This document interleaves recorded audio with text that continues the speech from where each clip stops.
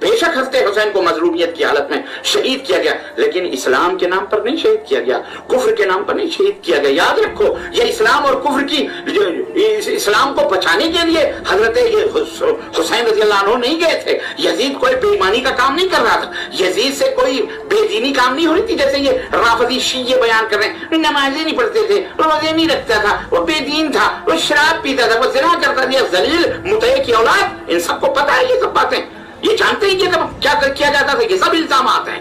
کیا یزید کو حضرت امیر المؤمنین یزید رحمۃ اللہ علیہ کہنا جائز ہے؟ تو میری اس بارے میں جو رائے ہے اور استخارے کے بعد رائے ہے کہ ہمیں محتاط انداز میں ایک دو الفاظ ضرور کہنے چاہیے۔ وہ لفظ آپ اور زیادہ نہیں تو کم از کم اتنا کہنا چاہیے کہ حضرت یزید رحمۃ اللہ علیہ، حضرت یزید رحمۃ اللہ علیہ کہنا چاہیے۔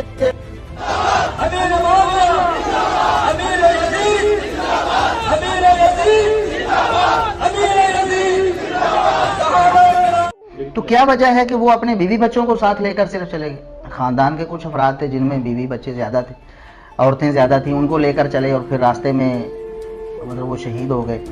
تو یہ رنگ آمیزی ہے جس کی ہمیں کوئی دلیل ایسی نہیں، کوئی سند ایسی نہیں ہمارے پاس جو واقعہ کربلا جو ہمیں بیان کیا جاتا ہے، جو اس مہینے میں خصوصاً لوگوں کے سامنے بیان کیا جاتا ہے، یہ نیری رنگ آمیزی ہے۔ سیدنا حسین رضی اللہ تعالیٰ عنہ سفر پہ جا رہے تھے، ظاہر ہے بیوی بچوں کو لے کر انسان سفر پہ ہی جاتا ہے، اور پھر وہ اس طرف جا رہے تھے جس طرف ان کے والد گرامی سیدنا علی رضی اللہ تعالیٰ عنہ ایک عرصہ انہوں نے وہاں گزارا کوفے میں، اسی راستے پہ وہ جا رہے تھے۔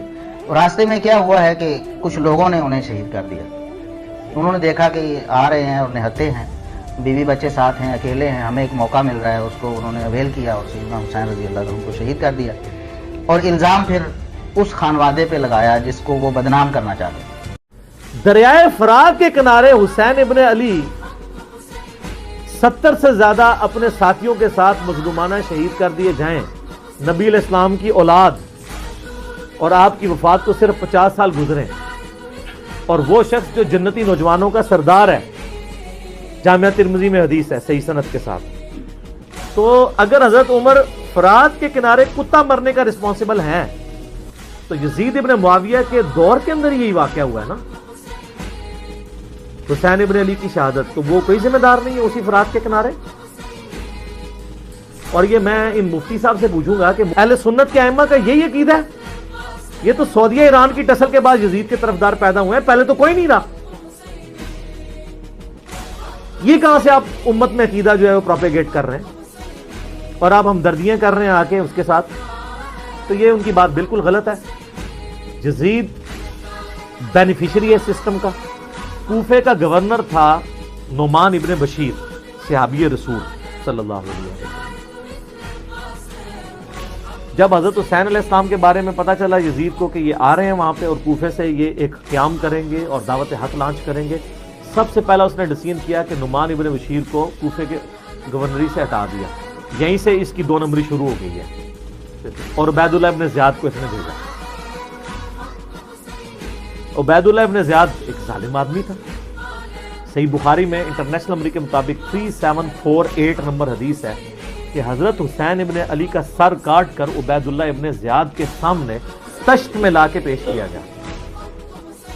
استغفر اللہ کی لعنت ہو، تمام فرشتوں کی لعنت ہو، تمام لعنت کرنے والوں کی لعنت ہو جن لوگوں نے حسین ابن علی کو اس طریقے سے شہید کیا۔ یہ صحیح بخاری شریف ہے 3748 انٹرنیشنل نمبر کے مطابق، جس میں امام بخاری نے حسین کے ساتھ علیہ السلام لکھا ہے، اور آپ لوگوں کے پیٹ میں آج تک درد ہو رہی ہے۔ دارالاسلام والوں نے تحریف کر کے علیہ السلام کاٹ دیا اس میں سے، لیکن سعودیہ کا جو مکتبہ تو شامل ہے اس میں موجود ہے، دارالکتب العلمیہ کا جو بیروت کا چھپا ہوا ہے اس میں موجود ہے، اور اہل حدیث کی جو سب سے بڑی سائٹ ہے حدیث کی کتابوں کی sunna.com اس میں موجود ہے، اسلام 360 میں موجود ہے، اور اس میں بھی عربی میں علیہ السلام ہے، اردو میں مولوی نے رضی اللہ تعالیٰ عنہ کیا ہوا ہے۔ تحریف، یہ ہے تحریف۔ حسین ابن علی کا سر کاٹ کے سامنے رکھا گیا، اس نے کچھ کلام کیا تو حضرت انس ابن مالک پاس کھڑے تھے، تڑپ اٹھے، انہوں نے کہا سب سے زیادہ رسول اللہ کے ہم شکل حسین ابن علی تھے۔